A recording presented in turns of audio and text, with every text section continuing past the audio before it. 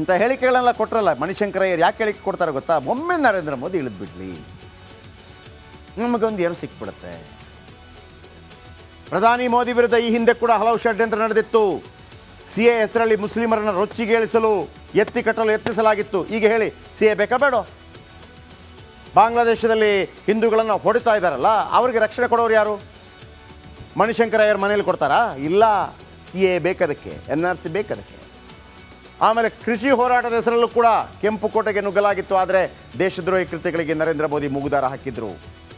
ಈಗ ಇದರಲ್ಲೇ ಏನಾದರೂ ಅಂದರೆ ಜನಗಳನ್ನು ಪುಸಲಾಯಿಸೋದು. ನಿಜವಾಗ್ಲೂ ಮಣಿಶಂಕರಯ್ಯರ ಮೇಲೆ ದೇಶದ್ರೋಹದ ಕೇಸು ಹಾಕಿ ಒಳಗಾಕ್ಬೇಕು. ಮಣಿಶಂಕರಯ್ಯರಂಥವ್ರಿಗೆ ದೇಶದ್ರೋಹದ ಕೇಸ್ ಹಾಕಿ ಒಳಗಾಕ್ಬಿಟ್ಟು ಆ ಜಗ್ಗೇಶ್ ಅವರೊಂದು ಪಿಕ್ಚರ್ ಇದೆಯಲ್ಲ, ಬ್ಯಾಂಕ್ ಜನಾರ್ದಂದು, ಆ ಥರ ಮಾಡಬೇಕು ಇವರು ಕೂಡ. ಯಾಕೆ ಯಾರಿಗೋ ಮಾಡ್ತೀರಿ? ಸಾಮಾನ್ಯ ಯಾರಾದರೂ ಒಬ್ಬ ಮೆಜೆಸ್ಟಿಕಲ್ಲಿ ಪಿಕ್ ಪಾಕೆಟ್ ಮಾಡಿದರೆ ಅವನಿಗೆ ಏರೋಪ್ಲೇನ್, ಇವ್ರಿಗೆ ಯಾಕಿಲ್ಲ? ಇದು ದೇಶದ್ರೋಹಿ ಹೇಳಿಕೆ ಅಲ್ವಾ? ಅಂದು ಮೋದಿ ವಿರುದ್ಧ ಷಡ್ಯಂತ್ರ ಆಗಿತ್ತು ಈ ಮನುಷ್ಯನಿಂದ. ದೇಶದ್ರೋಹಿ ಕೃತ್ಯಗಳ ಮೇಲೆ ನರೇಂದ್ರ ಮೋದಿ ಕಣ್ಣಿಟ್ಟಿದ್ರು. CA ದಂಗೆಗಳಲ್ಲಿ PFI ಕೈವಾಡ ಪತ್ತೆಯಾಗಿತ್ತು. PFIಯನ್ನು 5 ವರ್ಷಗಳ ನಿಷೇಧ ಮಾಡಿದರು ಮೋದಿಯವರು. PFI ಅಲ್ಲದೆ 8 ಸಂಘಟನೆಗಳ ಮೇಲೆ ವಿಚಾರಣೆ ಆಯಿತು. ಎಲ್ಲ ಸಂಘಟನೆಗಳಿಗೂ ಉಗ್ರ ಲಿಂಕ್ ಇರೋದು ಪತ್ತೆಯಾಗಿತ್ತು CA ಗಲಾಟೆ ವೇಳೆ. PFIನಿಂದ ಭಾರತ ಭದ್ರತೆಗೆ ಆಪತ್ತು ಎದುರಾಗಿತ್ತು. PFIಗೆ ಸಂಬಂಧಪಟ್ಟ 8 ಸಂಘಟನೆಗಳು ನಿಷೇಧ ಹೇರಿವೆ. ರೈತ ಹೋರಾಟ ಹೈಜಾಕ್ ಮಾಡಲು ಖಲಿಸ್ತಾನಿಗಳು ಯತ್ನ ಮಾಡಿದ್ರು. ಇದೇ ಖಲಿಸ್ತಾನಿಗಳು ತಾನೇ ಇಂದಿರಾ ಗಾಂಧಿನ ಹತ್ಯೆ ಮಾಡಿತ್ತು. ಎಲ್ಲಿದ್ರು ಮಣಿಶಂಕರಯ್ಯರ್? ಯಾರು ಬಿಂದ್ರನ್ವಾಲೆ? ಯಾರು ಕೊಂದವರು? ಬಿಂದ್ರನ್ವಾಲೆ ಸೇಡಿಗಾಗಿ ತಾನೇ ಇಂದಿರಾ ಗಾಂಧಿ ಹತ್ಯೆ ಆಗಿದ್ದು. ಮಣಿಶಂಕರಯ್ಯರ್ ಗೊತ್ತಿಲ್ವಾ ಅದು? ಅವತ್ತು 2000 ಸಿಖ್ಖರನ್ನ ಕಂಡಲ್ಲಿ ಕೊಂದ್ರಲ್ಲ, ಯಾರು? ಕಾಂಗ್ರೆಸ್ ಕಾರ್ಯಕರ್ತರಲ್ವಾ? ಖಲಿಸ್ತಾನ್ ಸಂಘಟನೆಗಳಿಗೂ 5 ವರ್ಷದ ನಿಷೇಧ ಹೇರಲಾಗಿತ್ತು. ಸಿಖ್ ಫಾರ್ ಜಸ್ಟಿಸ್ಗೂ ಮೋದಿ ಸರ್ಕಾರ ಬ್ಯಾನ್ ಮಾಡಿತ್ತು.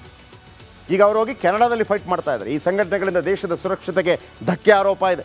ಈ ಸಂಘಟನೆಗಳಿಗೂ ಉಗ್ರ ಸಂಘಟನೆಗಳ ಜೊತೆ ಲಿಂಕ್ ಇತ್ತು. ಭಾರತದ ಪ್ರಭುತ್ವಕ್ಕೆ ಸಿಖ್ ಫಾರ್ ಜಸ್ಟಿಸ್ನಿಂದ ಅಪಾಯ ಇತ್ತು.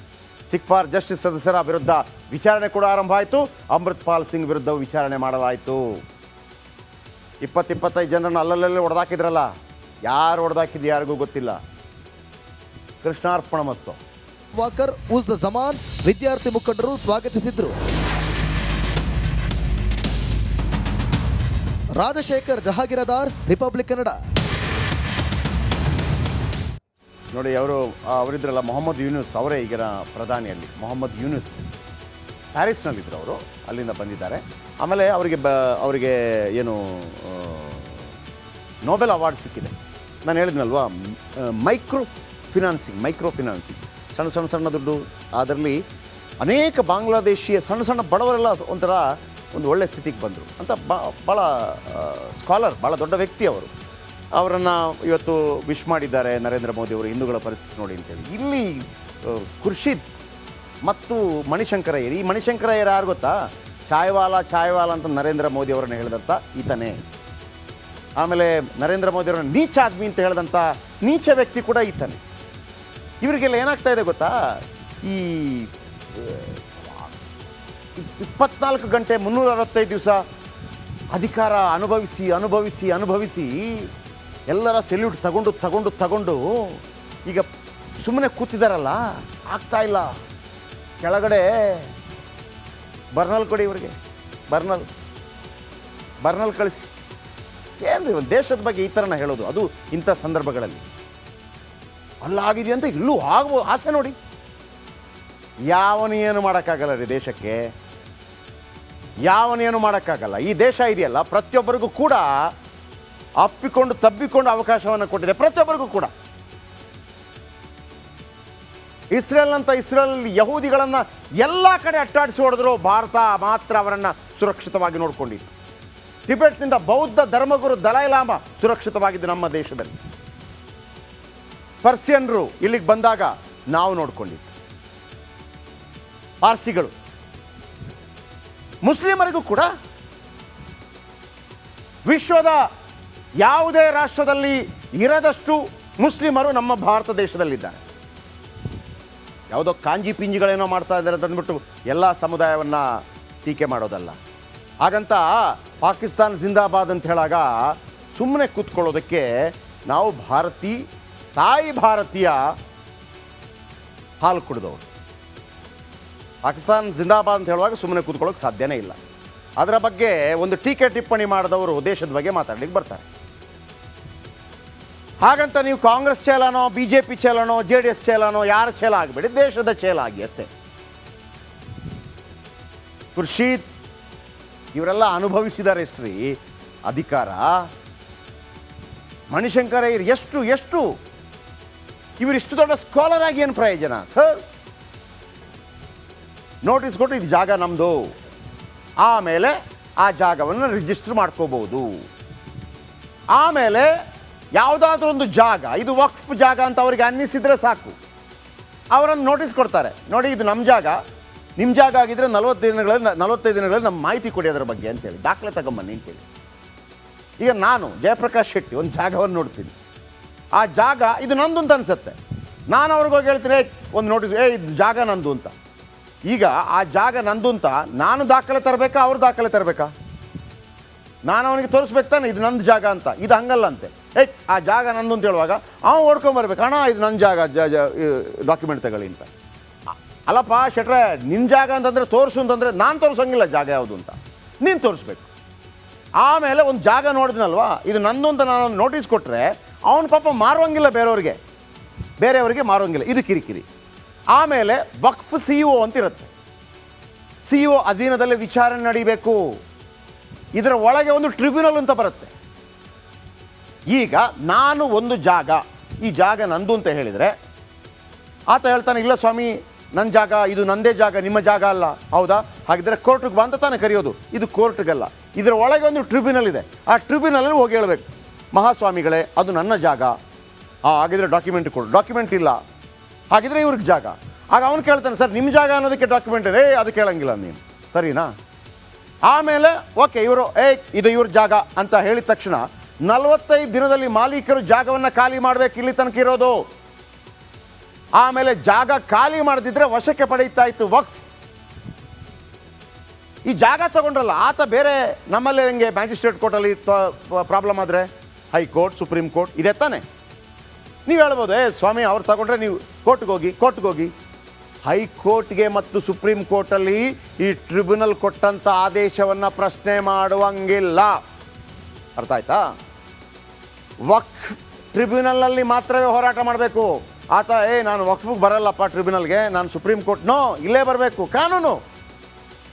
ಆಮೇಲೆ ಮೂಲ ಮಾಲೀಕ ಎಲ್ಲ ದಾಖಲೆಗಳನ್ನು ಕೊಡಬೇಕು. 500 ವರ್ಷ 600 ವರ್ಷ ನಿಮ್ಮ ಅಪ್ಪಂದ, ನಿಮ್ಮ ಅಜ್ಜಂದ, ತಗೊಂಬಾಗ ಡಾಕ್ಯುಮೆಂಟ್. ಆಗ ಅವನು ಕೇಳ್ಬೋದು ಅದೇ ಕೋಪದಲ್ಲಿ, ನಿಮ್ಮ ಅಪ್ಪಂದ, ನಿಮ್ಮ ಅಜ್ಜಂದ, ನೀನು ದಾಖಲೆ ಕೊಡು. ನಾನು ಕೊಡೋಂಗಿಲ್ಲ. ಅರ್ಥ ಆಯ್ತಾ ನಿಮಗೆ? ಹಾಗೆ ನೀನೇ ಕೊಡಬೇಕು. ನೀನು ಕೊಟ್ಟರೆ ಇದು ನನ್ನ ಜಾಗ ಸ್ವಾಮಿ, ನನ್ನ ಜಾಗ ಸ್ವಾಮಿ ಅಂತ ಹೇಳಬೇಕು. ಆದರೆ ವಕ್ಫ್ ಬೋರ್ಡ್ ದಾಖಲೆ ಕೊಡುವ ಅಗತ್ಯ ಇಲ್ಲ. ಆಮೇಲೆ ಇದರಲ್ಲಿ ಈ ವಕ್ಫ್ ಕಮಿಟಿಯಲ್ಲಿ ಮುತುವಲ್ಲಿ ಅಂತ ಬರ್ತಾರೆ, ಕಮಿಟಿ ಸದಸ್ಯರು ಬರ್ತಾರೆ, ಅಧಿಕಾರಿಗಳು ಬರ್ತಾರೆ. ಇವರಿಗೆಲ್ಲ ಸರ್ಕಾರಿ ಅಧಿಕಾರಿಯ ಪವರು.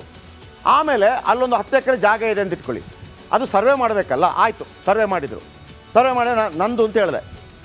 ಆದರೆ ಖರ್ಚು ವೆಚ್ಚ ಯಾರು ಕೊಡಬೇಕು ಗೊತ್ತಾ? ಸರ್ಕಾರ ಕೊಡಬೇಕಂತೆ. ಕಾನೂನು. ಸರ್ವೆ ಖರ್ಚು ವೆಚ್ಚ ಸರ್ಕಾರವೇ ಭರಿಸುತ್ತೆ. ಆಮೇಲೆ ಇದು ಯಾಕೆ ಎಷ್ಟು ದೊಡ್ಡ ರಂಪ ಆಯಿತು ಅಂದರೆ, ಅನೇಕ ಕಡೆ ಕೆಲವು ಕಿರಿಕಿರಿ ಆಯಿತು. ತಮಿಳುನಾಡಿನ ತಿರುಚನಾಪಳ್ಳಿಯಲ್ಲಿ ಒಂದು 7 ಗ್ರಾಮ ಇದೆ.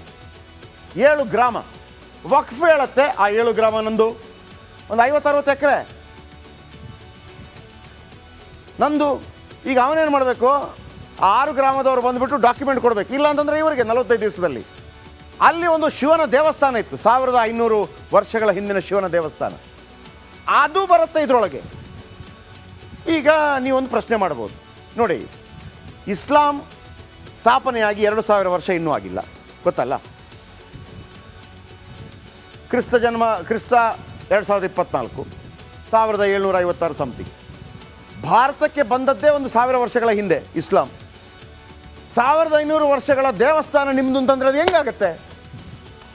ಅವ್ರು ಹೇಳೋ ಪ್ರಕಾರ ಹೆಂಗೆ ಅಂತಂದರೆ, ಇಲ್ಲಿ ರಾಜ ಮಹಾರಾಜರು ಆಳಿದ್ರು, ಅವರು ಗಿಫ್ಟ್ ಕೊಟ್ಟದೆಲ್ಲ ವಾಪಸ್ ನಾವು ಪಡ್ಕೊಬೋದು. ಆಮೇಲೆ ಸೂರತ್ನಲ್ಲಿ ಒಂದು ಮುನ್ಸಿಪಲ್ ಆಫೀಸ್ ಹಳೇದು ನಮ್ಮದು ಅಂತ ಹೇಳ್ಬಿಟ್ರು. ಈಗ ಒಂದು ಮಜಾ ಇದೆ, ಇನ್ನೊಬ್ಬ ಈ ತಾಜ್ ಮಹಲ್ ನಮ್ಮದು ಅಂತ ಹೇಳ್ಬಿಟ್ಟ, ವಕ್ಫ್ದು ಅಂತ. ಮಧ್ಯಪ್ರದೇಶ ಕೋರ್ಟ್ ಅದನ್ನು ಏನು ಹೇಳ್ತಾ ಆಮೇಲೆ ಹೇಳ್ತೀನಿ. ಈ ನಡುವೆ ಅನ್ವರ್ ಮಾನಿಪ್ಪಾಡಿ ಅಂತ ಒಬ್ಬರಿದ್ದರು ಕರ್ನಾಟಕದಲ್ಲಿ, ಗೊತ್ತಲ್ಲ ನಿಮಗೆ ಅನ್ವರ್ ಮಾನಿಪ್ಪಾಡಿ. ಅವರೊಂದು ಕಮಿಟಿ ಒಂದು ವರದಿ ಕೊಡ್ತಾರೆ ವಕ್ಫ್ ಬಗ್ಗೆ, ಅದ್ಭುತ ವರದಿ. ಅದರಲ್ಲಿ ಕರ್ನಾಟಕದ ರಾಜಕಾರಣಿಗಳು ಹೆಂಗೆ ನುಂಗಿ ನೀರು ಕುಡಿದ್ರು ಅಂತ ಬರೀತಾರೆ ಅನ್ವರ್ ಮಾನಿಪ್ಪಾಡಿ. ಅವ್ರು ಹೇಳ್ತಾರೆ ವಕ್ಫ್ ಸರಿ ಇಲ್ಲ ಸ್ವಾಮಿ ಅಂತ ಹೇಳ್ತಾರೆ. ಹಾಗಾದರೆ ವಕ್ಫ್ ಬೇಕು ಸ್ವಾಮಿ, ನಾನು ಈಗ ಮತ್ತೆ ಹೇಳ್ತಾ ಇದ್ದೀನಿ. ಆದರೆ ಇಲ್ಲಿ ಅದು ಮುಸ್ಲಿಮರ ಶ್ರೇಯೋಭಿವೃದ್ಧಿಗೆ, ಬಡವರಿಗೆ ಸಿಗಬೇಕಾದ್ದು ರಾಜಕಾರಣಿಗಳು ತಿಂದು ಮಜಾ ಮಾಡ್ತಾ ಇದ್ದಾರೆ. 2012ರಲ್ಲಿ ಸ್ಫೋಟಕ ವಿಚಾರ ಹೇಳಿದರು ಅನ್ವರ್ ಮಾನಿಪ್ಪಾಡಿ ತಮ್ಮ ವರದಿಯಲ್ಲಿ. ಈಗಲೂ ಇದೆ. ಒಬ್ಬನಿಗೂ ಅದನ್ನು ಟೇಬಲ್ ಮಾಡೋ ಧೈರ್ಯ ಇಲ್ಲ. BJPಗಿಲ್ಲ, ಕಾಂಗ್ರೆಸ್ಗಿಲ್ಲ, JDSಗಿಲ್ಲ ಧೈರ್ಯ ಇಲ್ಲ ಒಬ್ಬರು ಕೂಡ. ಯಾಕಂದರೆ ದೊಡ್ಡ ದೊಡ್ಡ ತಲೆಗಳು ಬೀಳುತ್ತೆ. ಅವ್ರು ಹೇಳ್ತಾರೆ ಕರ್ನಾಟಕ ವಕ್ಫ್ ಬೋರ್ಡ್ನಲ್ಲಿ ಬ್ರಹ್ಮಾಂಡ ಭ್ರಷ್ಟಾಚಾರ ನಡೆದಿದೆ ವಿತ್ ಡಾಕ್ಯುಮೆಂಟ್. ಕರ್ನಾಟಕದ ಮುಸ್ಲಿಂ ನಾಯಕರಿಂದ, ಪ್ರಭಾವಿಗಳಿಂದ 29,000 ಎಕರೆ ವಕ್ಫ್ ಭೂಮಿ ಕಬ್ಜಾಗಿದೆ. ಅತಿಕ್ರಮ, ಒಳಗೆ ಗುಳುಂ ಸ್ವಾಹ ಆಗಿದೆ. ಯಾರಿಂದ? ರಾಜ್ಯದ ಮುಸ್ಲಿಂ ನಾಯಕರಿಂದಲೇ ವಕ್ಫ್ ಭೂಮಿ ಕಬ್ಜಾ ಆಗಿದೆ. ಅವ್ರು ಹೇಳ್ತಾರೆ ಕರ್ನಾಟಕ ಒಂದರಲ್ಲೇ 2 ಲಕ್ಷ ಕೋಟಿ ಮೊತ್ತದ ಆಸ್ತಿಗಳ ದುರ್ಬಳಕೆ. 2 ಲಕ್ಷ ಕೋಟಿ ಮೊತ್ತದ, 2 ಲಕ್ಷ ಕೋಟಿ ಅಂದ್ರೇನು? ಕರ್ನಾಟಕದ ಬಜೆಟ್ ಎಷ್ಟು ಗೊತ್ತಾ? 3,75,000 ಕೋಟಿ. ಆದರೆ ಅರ್ಧ ಎಷ್ಟಾಗುತ್ತೆ? 1,85,000 ಸಮಥಿಂಗ್. ಇದು 2 ಲಕ್ಷ ಕೋಟಿ, ಅರ್ಧ ಬಜೆಟ್ಗಿಂತ ಜಾಸ್ತಿ. ಈ ನಡುವೆ ಇನ್ನೊಂದು ಹೇಳ್ಬಿಡ್ತೀನಿ. ನಮ್ಮಲ್ಲಿ ಗೊತ್ತಾಯ್ತಲ್ಲ, ಇವರು ಹೇಳಿದರು ವಕ್ಫ್ ಒಂದು ಯಾರ ಜಾಗವನ್ನು ಕೂಡ ನೀವು ಅತಿಕ್ರಮಿಸ್ಕೋಬೋದು. ನಾಳೆ ಬಹುಶಃ ಈ ರಾಯಚೂರು ಅಂದರೆ ಮಂತ್ರಾಲಯ ಇದೆಯಲ್ಲ, ಮಂತ್ರಾಲಯಕ್ಕೆ ಒಂದು ಕತೆ ಇದೆ, ಮುಸ್ಲಿಂ ದೊರೆ ಕೊಟ್ಟದ್ದು ಅಂತ. ನಾಳೆ ಅದನ್ನು ಕೇಳ್ಬೋದು. ನಮ್ಮದು ಕೊಟ್ರಪ್ಪ ವಾಪಸ್, ಯಾರು ಕೇಳೋಂಗಿಲ್ಲ. ಆಯಿತು. ಇನ್ನೊಂದು ಮಜಾ ಏನಪ್ಪ ಅಂತಂದರೆ, ನಮ್ಮ ಭಾರತ ದೇಶದಲ್ಲಿ ಅತೀ ಸ್ಟ್ರಾಂಗ್ ಆಗಿರುವಂಥದ್ದು ಯಾವುದು? ಮಿಲಿಟ್ರಿ. ಅಲ್ಲಿ ಎಲ್ಲೋ ಮಿಲಿಟ್ರಿ ಜಾಗ ಕೇಳಿದಿರ್ತಾನೆ. ಇಡೀ ಭಾರತದಲ್ಲಿ ಮಿಲಿಟ್ರಿ ಜಾಗ ಇರೋದು 18 ಲಕ್ಷ ಎಕರೆ. ಎಷ್ಟು? 18 ಲಕ್ಷ ಎಕರೆ ಇಡೀ ಮಿಲಿಟ್ರಿ. ಎರಡನೇದು ಅತಿ ಹೆಚ್ಚಿರೋದು ಯಾರು ಗೊತ್ತಾ? ರೈಲ್ವೆ ಎಲ್ಲೆಲ್ಲಿದೆ ನಿಮ್ಗೆ ಗೊತ್ತು? ರೈಲ್ವೆದೆ ಎಲ್ಲ ಕಡೆ. ಎಷ್ಟಿದೆ? 12 ಲಕ್ಷ ಎಕರೆ. ಎಷ್ಟು? 12 ಲಕ್ಷ ಎಕರೆ. ವಕ್ಫುದು